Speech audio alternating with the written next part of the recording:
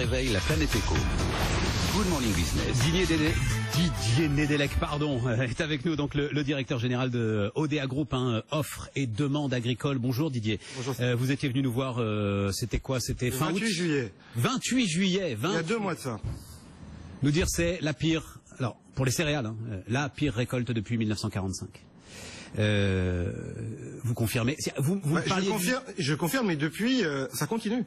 C'est-à-dire qu'on avait évoqué tous les deux une séquence météorologique qui était complètement aberrante, avec un été trop doux, un hiver trop doux, un printemps beaucoup trop humide. Je vous ferai remarquer que depuis le 1er juillet, il ne pleut pas. Et nous avons en France, à l'heure actuelle, une des pires sécheresses qu'il y ait jamais eu. Et personne n'en parle une fois de plus. Et ça, c'est quelles céréales qui c'est toutes les céréales qui ont été plantées au printemps, dans des conditions déjà très humides, ce qui n'est pas très bénéfique pour les plantes.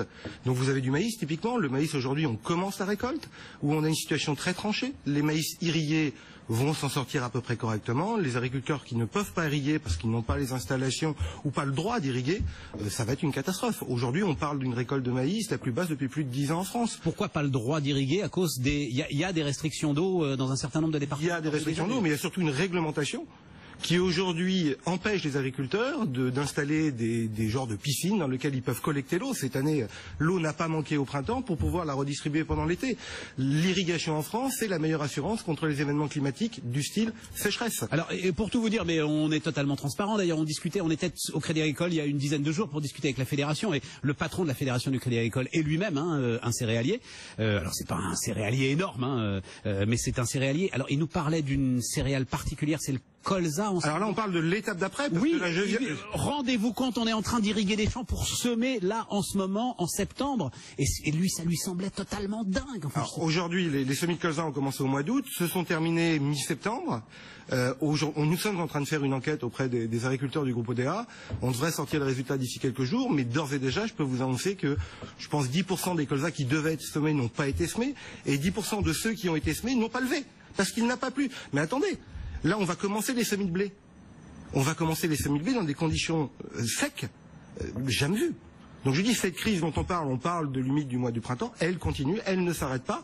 Les agriculteurs continuent à être impactés par cette séquence météo aberrante. C'est la vie du monde agricole, ça, Didier Nedelec. Oui. C'est ça l'agriculture. C'est ça l'agriculture. Ils le savent, les gars qui sèment depuis 20, 30, 40 ans pour certains d'entre eux. L'agriculture, c'est un métier d'expérience. Donc vous vous basez sur des événements, des choses qui se sont passées dans le passé. Ce qu'on vit en ce moment, je vous l'ai déjà dit la dernière fois, c'est de l'inconnu. Nous n'avons jamais eu une séquence météo comme celle-là. On cite 1947, vous avez dit 1945 tout à l'heure, comme l'année avec des rendements équivalents. Oui, mais c'était des rendements en moyenne nationale. Quand vous prenez petite région par petite région, je n'ai pas retrouvé dans les statistiques une séquence météo pareille. Et ce qui est passionnant, c'est que là, on est sur des marchés mondialisés par rapport à 1947. Complètement. Voilà. Et que là, il y a des clients, alors par exemple algériens, qui vont se tourner vers d'autres marchés. Ça semble malheureusement inéluctable. Alors il y a eu un appel d'offres qui s'est passé il y a quelques semaines, et à notre grande surprise, c'est l'origine française qui, semble-t-il, va fournir l'essentiel des volumes, ce qui est surprenant parce qu'on n'a pas vraiment les volumes pour fournir l'Algérie. Donc l'Algérie va devoir se fournir ailleurs.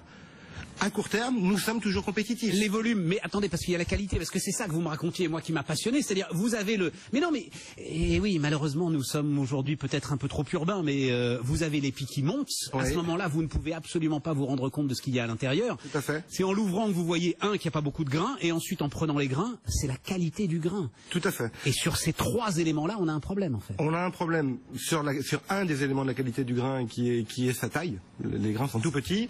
Le grand problème que nous évoquons, c'est un problème sur le grand quart nord-est de la France. Typiquement aujourd'hui, quand vous prenez la bordure atlantique, les qualités et les rendements sont corrects, sans être exceptionnels, et nous permettent de remplir ces cahiers des charges. D'accord. C'est aussi ça le génie de la nature, c'est que la nature nous fait à chaque fois des mélanges de mauvaise et de bonne qualité. Et c'est aussi là où cette crise est particulière, c'est qu'on parle de moyenne nationale. Alors que là, fondamentalement, le groupe ODA a été créé dans le Cher, quand vous prenez le département du Cher aujourd'hui, qui cumule la totalité des problèmes. Je peux vous dire que je plains énormément les agriculteurs, nous passons beaucoup de temps avec eux. Je crois que ces gens aujourd'hui cumulent les problèmes de blé qu'on a évoqués, les problèmes de maïs qu'on vient d'évoquer, les problèmes de semis de colza qu'on vient d'évoquer, ils les cumulent tous. Et alors, c'est là où il y a une dimension qui est saisissante en fait par rapport. C'est vrai, on peut se dire, mais enfin, on a vu les éleveurs de porc, on a vu les éleveurs de lait dans la rue, on voit pas les céréaliers. Parce que les céréaliers, fondamentalement, ils sont considérés comme l'aristocratie de l'agriculture. Et on considère, mais alors peut-être à tort, vous allez me le dire, hein, Didier, et vu la mobilisation d'ailleurs en ce moment des pouvoirs publics, qu'ils sont à l'abri de tout. Qu'ils ont pu engranger des réserves et des réserves depuis des années et des années de bonnes récoltes. C'est pas vrai en fait. C'est totalement faux. Il y a cette image d'Épinal, on avait déjà évoqué lors de notre dernière discussion. Il y a quelques gros céréaliers en France, dans le quart nord-est, oui. Ouais. Maintenant, l'essentiel des volumes de céréales françaises sont produits par des agriculteurs qui ont des surfaces entre 100 et 200 hectares. C'est beaucoup plus petit, c'est beaucoup plus réparti sur la France. Et ces personnes, aujourd'hui, n'ont pas les moyens de passer un excédent de 30, 40, 50% du chiffre d'affaires qui disparaît une année. C'est pas vrai. D'où tous les efforts qui sont faits pour pousser les agriculteurs à s'assurer contre les événements climatiques. Aujourd'hui, seulement 27% des agriculteurs sont assurés contre les événements climatiques. Donc cette assurance va fonctionner cette année correctement. Il reste malheureusement une grande partie des agriculteurs qui n'ont pas pu souscrire ces assurances pour des raisons de coût, pour également des raisons de compréhension et de formation sur ces outils. Nous passons beaucoup de temps avec eux à leur expliquer comment fonctionnent ces outils, comment bien les utiliser, comment bien les adapter à leur exploitation. Ça, c'est un grand point qu'il faut comprendre, c'est que l'agriculteur est généralement considéré comme un consommateur. Alors que l'agriculteur est un chef d'entreprise. Il doit avoir des comportements vis-à-vis de ses assureurs, vis-à-vis de ses banques, vis-à-vis de ses clients. Et on le raconte souvent, enfin on a raconté les types qui font du trading dans leurs tracteurs, les marchés à terme, qui assurent leur culture, etc. Mais ça c'est une toute petite partie aujourd'hui. Bien sûr. Aujourd'hui, vous prenez dans les grandes cultures, il y a 150 000, 160 000 agriculteurs qui font profession de producteurs de céréales. Ouais. D'accord, qui sont sur ces 150 000. Peut-être 15 000 sont dans cette pointe, mais vous avez toujours l'immense majorité qui, elle, va déléguer ses actes de commercialisation à des coopératives, à des négoces. Et dans ces crises, on ne le mentionne pas d'ailleurs. Les coopératives, les négoces, les collecteurs de céréales souffrent d'une façon immense.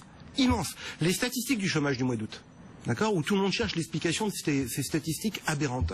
Il peut y avoir dans l'explication le fait que tous ces gens qui tous les ans prennent des saisonniers pour les accompagner ne les ont pas pris cette année. Ces personnes aujourd'hui ne renouvellent pas les CDD.